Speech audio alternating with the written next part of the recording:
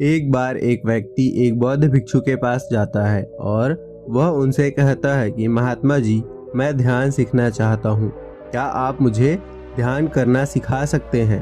तब वह बौद्ध भिक्षु उस व्यक्ति से कहते हैं कि हाँ, मैं तुम्हें ध्यान करना सिखा सकता हूँ। तब वह व्यक्ति बौद्ध भिक्षु से कहता है कि मैं जानता हूँ कि ध्यान करने की बहुत सारी विधियाँ हैं, परंतु मैं केवल वह विधि ही सीखना चाहता हूँ जिस विधि के द्वारा गौतम बुद्ध ने सत्य और ध्यान को प्राप्त किया था। तब वह बौद्ध भिक्षु उस व्यक्ति से कहते हैं कि मैं तुम्हें उस विधि को अवश्य सिखाऊंगा। तब वह बौद्ध भिक्षु उस व्यक्ति से कहते हैं कि तुम बैठ जाओ। तब वह व्यक्ति उस बौद्ध भिक्षु के पास बैठ जाता है। तब बौद्ध भिक्षु कहते हैं कि तुम अपनी कमर सीधी रखो और जो भी तुम्हें दिख रहा है उसे तुम आराम से और ध्यान से देखो, अंदर भी और बाहर भी।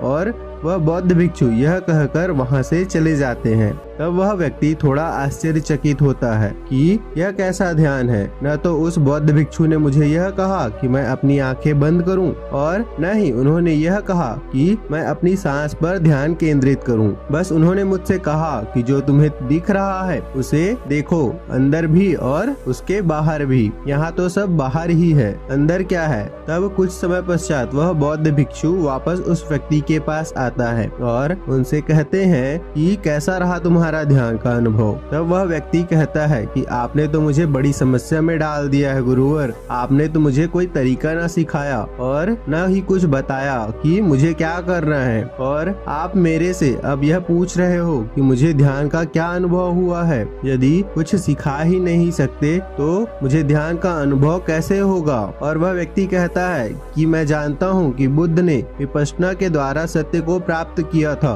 परंतु मुझे नहीं लगता कि आप मुझे वह विधि सिखाना चाहते हैं। मैं तो सोचता था कि बुद्ध की तरह आप भी दयावान होंगे, परंतु आप तो केवल अपने ही बारे में सोच रहे हैं। आपने मुझे विपश्यना के बारे में तो कुछ बताया ही नहीं। तब वह बौद्ध भिक्षु कहते हैं कि मैं तुम्हें विपश्यना करना ही सिखा कर गया था।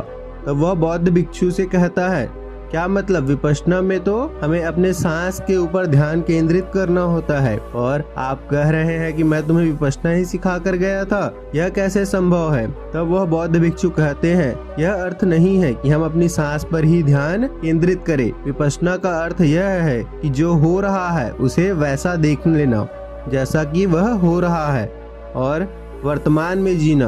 बुद्ध कहते हैं कि वर्तमान में जियो, वर्तमान के हर क्षण को पूरी तरीके से जो जी लिया। बुद्ध ने इसे विपश्यना ध्यान की विधि को प्रदान किया था। यह बात एकदम सही है कि विपश्यना में हमें अपनी आते जाते सांस के ऊपर ध्यान केंद्रित करना होता है, परंतु यह शुरुआत में होना बहुत मुश्किल होता है क्योंकि शुरुआत में हमें यह आदत नहीं होती। तो पहले हम जिस चीज को करते आ रहे हैं उसी के अनुसार ध्यान करना होता है। यदि तुम शुरुआत में ही अपने सांस के ऊपर ध्यान केंद्रित करने का प्रयास करोगे तो तुम्हारा ध्यान बार बार तुम्हारी सांस से हटकर कहीं और जाता रहेगा, जिसके कारण तुम परेशान हो जाओगे और इस परेशानी के कारण तुम ध्यान करना ही छोड़ दोगे। इसलिए शुरुआत में अपनी सांस पर ध्यान लगाओ, परंतु अगर तुम्हारा ध्यान तुम्हारी सांस से हटकर कहीं और चला भी जाए तो भी परेशान मत हो, क्योंकि जिस चीज के ऊपर भी तुम्हारा ध्यान वास करता है तुम उसी पर आज विचार करो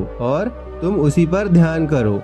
वह भी वर्तमान में ही घट रहा है, इसलिए तुम्हें चिंतित होने की तनिक भी आवश्यकता नहीं है। तुम केवल बड़े प्यार से अपने ध्यान को वापस अपनी सांस पर ले आओ। और विपश्यना में सांस पर ध्यान रखने के लिए केवल इसीलिए कहा गया है क्योंकि सांस हमेशा वर्तमान में होती है। हम सांस हमेशा वर्तमान में ही लेते हैं, इसलिए विपश्यना में कहा जाता है कि अपनी आती जाती सांस पर ध्यान केंद्रित करो। तब वह व्यक्ति उस बुद्ध भिक्षु से पूछता है, तो मैं शुरुआत कैसे करूं? अपनी सांस पर ध्यान केंद्रित करूं या विचारों पर, या यह आसपास जो घट रहा है उसे देखूं? तो वह बौद्ध भिक्षु उस व्यक्ति से कहते हैं कि शुरुआत तो तुम ऐसे करो जैसे कि तुम आराम से बैठ जाओ और यहाँ जो भी हो रहा है और जिस पर भी तुम्हारा ध्यान जा रहा है तुम उसे वहाँ जाने दो, उसे रोकने की कोशिश मत करो। जो तुम्हारा मन करता है तुम उस पर ध्यान केंद्रित करो। तुम अपने सांस पर ध्यान केंद्रित करो तो सांस पर ही ध्यान केंद्रित करते रहो।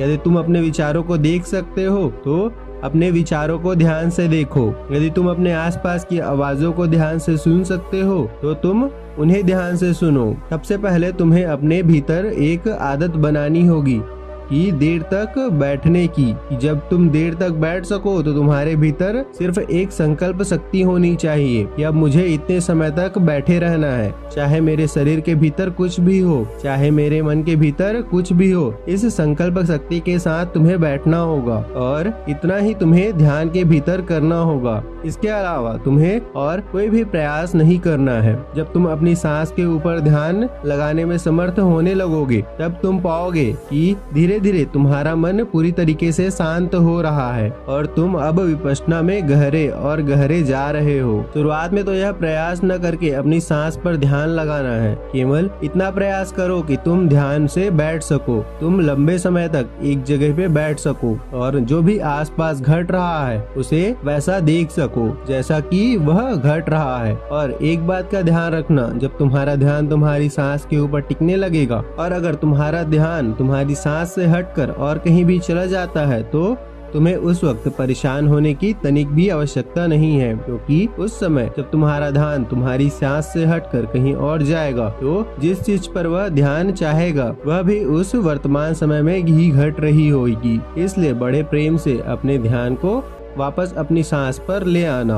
और वह व्यक्ति उस बौद्ध भिक्षु से धन्यवाद कहता है और वहां से चले जाता है। दोस्तों, आशा करता हूं कि आपको इस छोटी सी कहानी से अब विपश्यना का अर्थ समझ में आ गया होगा।